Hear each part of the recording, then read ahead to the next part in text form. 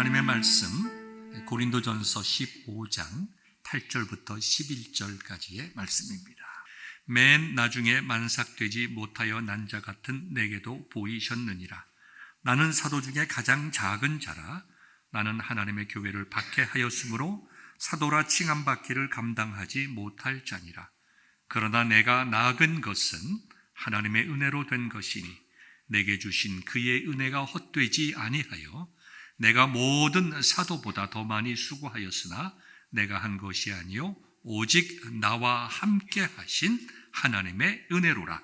그러므로 나나 그들이나 이같이 전파하매 너희도 이같이 믿었느니라. 하나님의 말씀입니다. 하나님의 특별한 은혜로 복을 받은 사람이 사도 바울입니다. 그래서 오늘 이 시간 저와 여러분들에게 동일한 복을 받은 사람으로 예수 그리스도 안에서 행복한 사람인 줄을 믿습니다. 하나님 품 안에서 우리가 칭찬받고 또 인정을 받고 살아가는 사람은 이 세상에서 멋지게 사는 사람입니다. 하나님은 하나님을 사랑하고 의지하며 순종하는 사람은 세상 끝날까지 버리지 않고 함께 해주신다고 약속을 했습니다. 우리가 힘들고 어려운 일을 만나면 하나님께 도움을 간구합니다.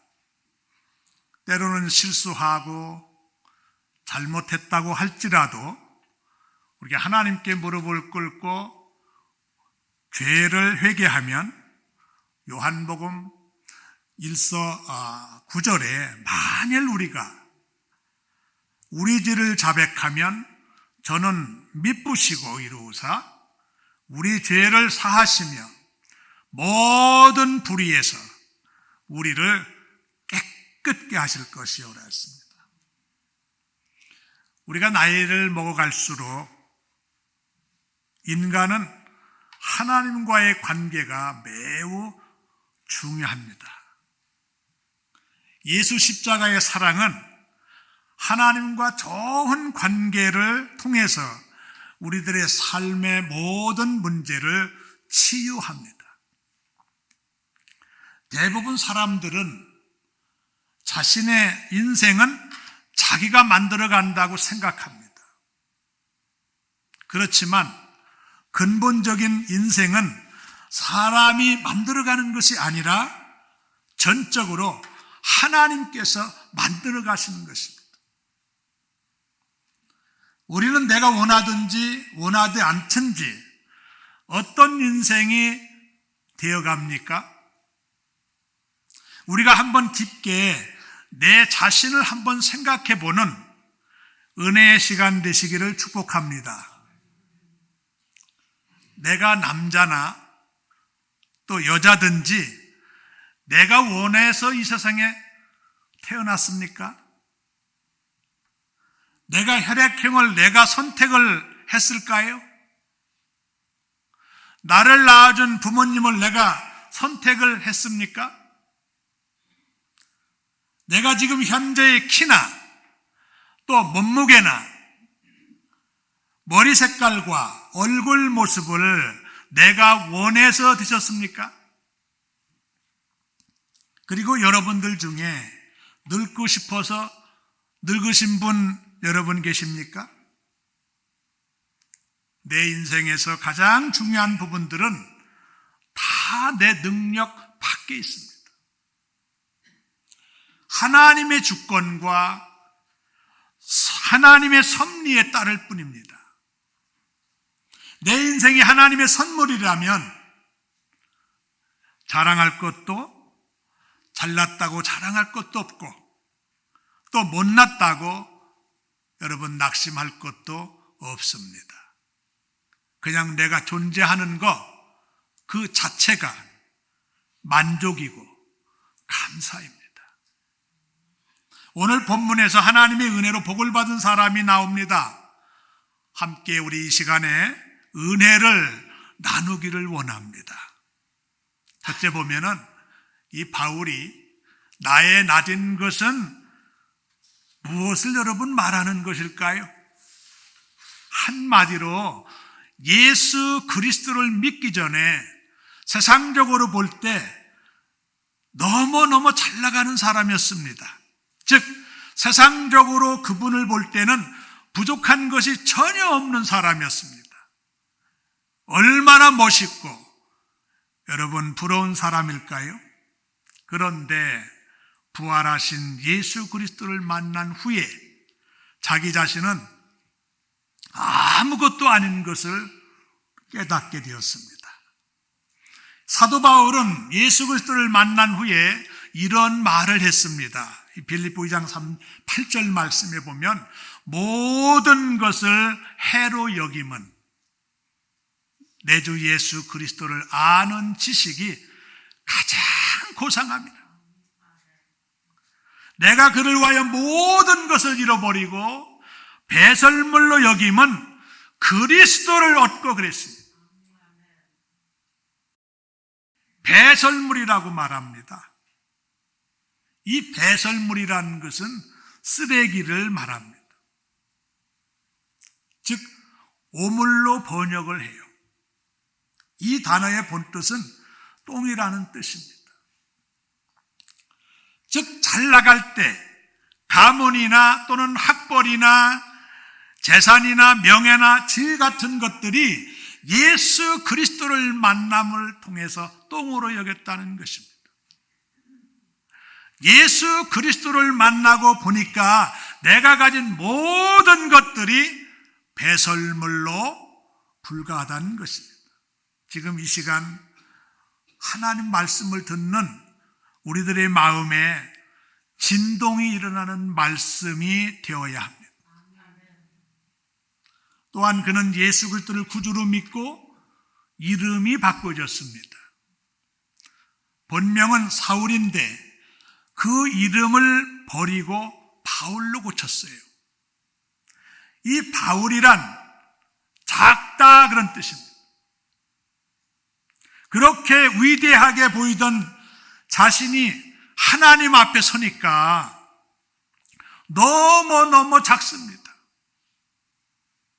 그래서 사도들 가운데 가장 작은 자여 사도라고 불릴 자격이 없다고 했습니다. 오늘 이 시간 내가 예수 그리스도를 나의 구주로 믿게 된 것은 내가 택해서 된 것이 아니요 하나님께서 나를 택하셔서 하나님의 자녀가 된 것 뿐입니다. 이것이 하나님의 큰 은혜예요. 요한복음 15장 16절 말씀에 너희가 나를 택한 것이 아니요 내가 너희를 택하여 세웠나니 그랬어요. 내 인생은 내가 만드는 것이야. 출생에서 오늘 이 시간까지 하나님이 인도하신 것입니다. 그러므로 우리가 자만하지 말고 낙심하지 말고 근심하지 말고 이런 큰 은혜로 선물로 주신 하나님께 감사하는 믿음 되시기를 축원합니다. 두 번째 생각할 것은 지극히 작은 자라 그랬죠. 사도 바울은 예수를 구주로 믿기 전에 가장 큰 약점을 가지고 있었습니다. 그것은 바로 하나님의 교회를 핍박한 일이었습니다. 그리고 스데반 집사님을 죽이는데 제일 앞장선 사람이 바로 바울이었습니다. 그래서 예수 그리스도를 나의 구주로 영접한 바울은 자기 자신의 모습을 바라볼 때 무익한 사람이요 무가치한 사람이라고 고백을 합니다. 나는 쓸모없는 인생인데 나는 자격이 없는 사람인데 항상 고백을 합니다. 찬송가 310장에 보면 하나님의 은혜로, 이 가사를 쓴 분이 1883년도 휘틀이라는 사람입니다. 그분은 디모데후서 1장 12절 하나님의 말씀을 읽고 성령의 감동을 받아서 이 찬송가 가사를 썼다고 합니다. 내가 또 이 고난을 받되 부끄러워하지 아니함은 나의 의리한 자를 내가 알고 또한 나의 의탁한 것을 그날까지 저가 능히 지키실 줄을 확신함이라. 하나님의 은혜로 있을 때 없는 자 왜 구속하여 주는지 난 알 수 없도다. 내가 믿고 또 의지함은 내 모든 형편 잘 아는 주님 늘 돌보아 주실 것을 나는 확실히 아네. 하나님의 은혜를 받은 사람은요, 공통적으로 고백하는 말이 있습니다. 나는 아무 쓸모없는 사람이었습니다. 하나님의 은혜를 체험한 분들의 공통적으로 고백한 말은 마른 막대기 만도 못한 사람이라고 합니다. 바로 히틀도 자기 자신을 이 쓸데없는 자라고 했습니다. 사람들 마음속에는 자존심이라는 것이 들어있습니다. 자존심이라는 것은 남에게 굽히거나 아쉬운 소리를 하지 않고 위신이나 위험이나 체면을 세우려는 마음입니다. 그런데 이상한 것은 하나님의 은혜를 깨닫고 나면 자존심이 다 없어지고 나는 쓸모없는 사람이라고 고백을 합니다. 사도 바울이 그랬습니다. 깡패 김익두 목사가 그랬습니다. 복싱 선수 홍수환 장로가 그랬습니다. 무장간첩 김신조 목사가 그랬습니다. 저도 그랬습니다. 사랑하는 성도 여러분, 여러분은 어떻습니까? 나는 쓸모없는 사람입니다 라고 고백하는 사람은 다른 사람들이 자기를 인정해 주지 않아도 화가 나지 않습니다. 교회에 와서 무슨 설교를 들어도 시험에 들지 않습니다. 왜 그럴까요? 나는 아무 쓸모없는 사람이기 때문에 그렇습니다.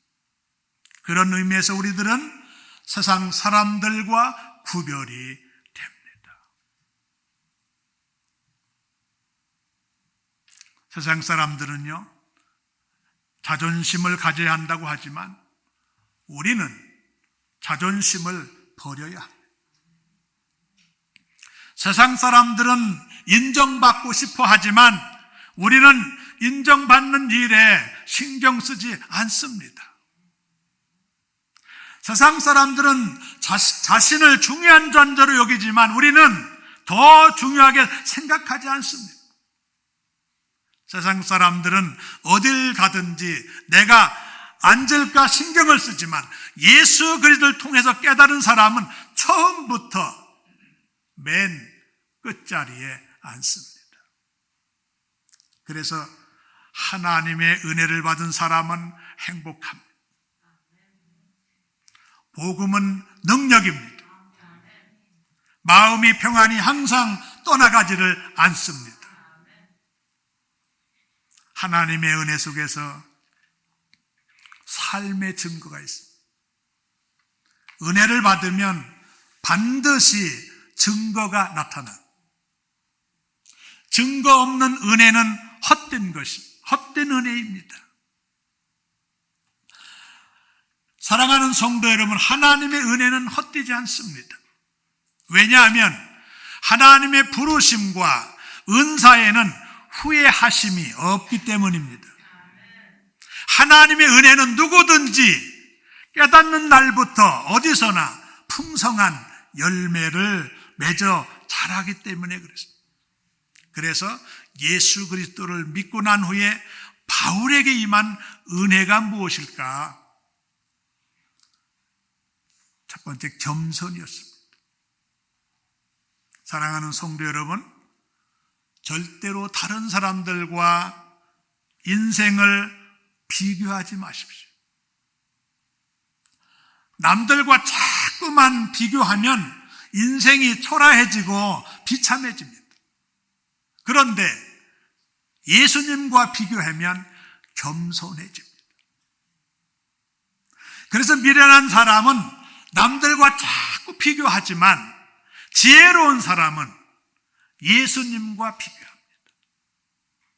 겸손의 놀라운 비밀이 여기에 있습니다. 겸손한 만큼 인격적이 되고, 겸손한 만큼 유능해지고, 겸손한 만큼 행복해집니다. 바울은 말하기를 나는 지극히 작은 자라고 했습니다. 그리고 자신의 삶을 통해 나타난 능력들과 영광들을 오직 하나님께만 돌립니다. 지난날 교회를 박해한 자신의 죄와 허물을 기억하고 다 용서해 주시고 사도로 택해 주신 것들이 오직 하나님의 은혜라고 겸손하게 고백을 합니다. 고린도후서 5장 15절에 은혜로 말미암아 감사함이 넘쳐 하나님께 영광을 돌린다고 고백합니다. 자신의 죄와 허물에도 불구하고 주의 일꾼으로 쓰시는 것을 생각하며 감사와 감격과 그리고 기쁨이 넘칩니다. 우리가 교회 안에서 주의 일꾼으로 직분을 주신 것, 주의 일에 사용하시는 것, 이것이 하나님의 큰 은혜요 축복입니다. 두 번째는 비전과 목표였습니다. 허무한 인생이 은혜를 받으면 거룩하고 기쁜 사명이 생깁니다. 그래서 은혜를 받을수록 복스러운 소망과 선한 일을 하기 위해 열심을 품게 되고 성실하게 일을 합니다. 바울이 다른 사람보다 더 많이 수고하고 애쓴 것은 바로 하나님의 은혜로 품게 된 세계 선교의 꿈이었어요. 사도행전 20장 24절에 나의 달려갈 길과 예수께 받은 사명, 곧 하나님의 은혜에 복음 증거하는 일을 마치려 하면은 나의 생명을 조금 더 귀한 것으로 여기지 아니하노라 그랬습니다. 오직 나와 함께 하신 하나님의 은혜라고 증거합니다. 그러면 내가 받은 은혜가 무엇일까요? 찬송가 356장에 만 가지 은혜를 받았으니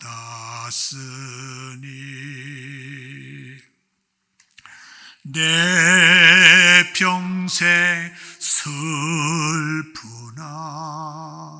즐거우나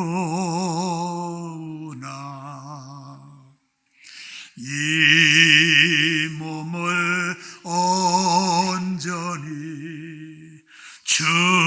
주님께 바쳐서 주님만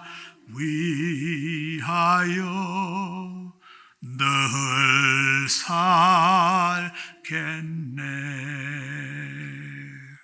사랑하는 성도 여러분, 이 찬송을 부르면서 하나님께 받은 만 가지 은혜가 무엇이라고 생각하십니까? 그냥 생각 없이 찬송합니까? 부르십니까? 그렇지 않으면 어떤 은혜를 말합니까? 나를 죄에서 구원해 주신 은혜입니다. 이 구원은 하나님의 선물 중에 최고 큰 선물입니다.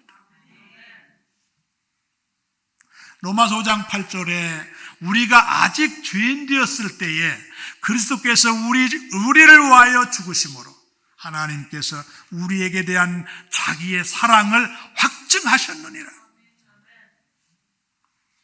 우리가 죄에 빠졌을 때, 우리가 죄에서 빠져 방황할 때 예수 그리스도를 통해서 구원해 주신 것입니다.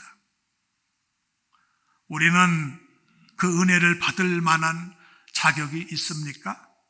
없습니까? 전혀 없습니다. 값없이 주신 선물이기 때문에 이 구원은 하나님의 선물입니다. 에베소 2장 8절에 너희가 그 은혜로 인하여 믿음으로 말미암아 구원을 얻었나니 이것이 저희에게서 난 것이 아니요 하나님의 선물이라 이렇게 하죠. 나를 인도하시고 나를 보호하시는 은혜, 그리고 우리가 전혀 몰랐던 그리고 깨닫지 못하고 사는 중에도 우리의 걸음을 인도하시고 보호하십니다. 시편 37편 23절에 여호와께서 사람의 걸음을 정하시고 그 길을 기뻐하시다. 잠언서 16장 9절에 뭐라고 했습니까? 사람이 마음으로 자기의 길을 계획할지라도 그 걸음을 인도하시는 자는 여호와시니라.